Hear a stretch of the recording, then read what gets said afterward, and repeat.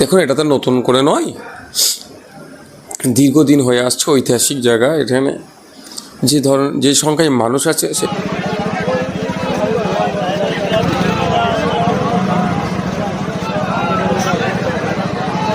সেই সংখ্যায় পরিষেবা থেকে শুরু করে, পুলিশ থেকে শুরু করে সেই অর্থে হয় না। কিন্তু এখানে যারা আসেন তীর্থযাত্রীরা, যারা স্বেচ্ছাসেবকের ভূমিকা পালন করেন, শান্তিপূর্ণভাবে তারা আসেন, শান্তিপূর্ণভাবে ফিরে যায়। এবারও তারা আসছেন, ফিরে যাবেন। আর এই জলসার একটা মহত্ব কি, এখানে শুধুমাত্র মুসলিম সমাজের নয়, ভিন্ন ধর্মের মানুষজন এই ঐতিহাসিক 21, 22, 23 ফাল্গুন জলসাতে আসেন। এই যে লাখো লাখো মানুষের জমায়েত, তাদের উদ্দেশ্যে কি বার্তা দেবেন? দেখুন, বার্তা তো এই জলসা যিনি প্রতিষ্ঠা করেছিলেন তিনি দিয়ে আসছেন, নতুন করে বার্তা দেবো না। শুধু একটাই কথা, তিনি যে কারণে জলসাটাকে প্রতিষ্ঠা করেছেন সেটাই লক্ষ্য রাখা দরকার। এই জলসাটা না কোনো মেলাতে পরিণত হয়ে যায়, তার যে চিন্তাভাবনা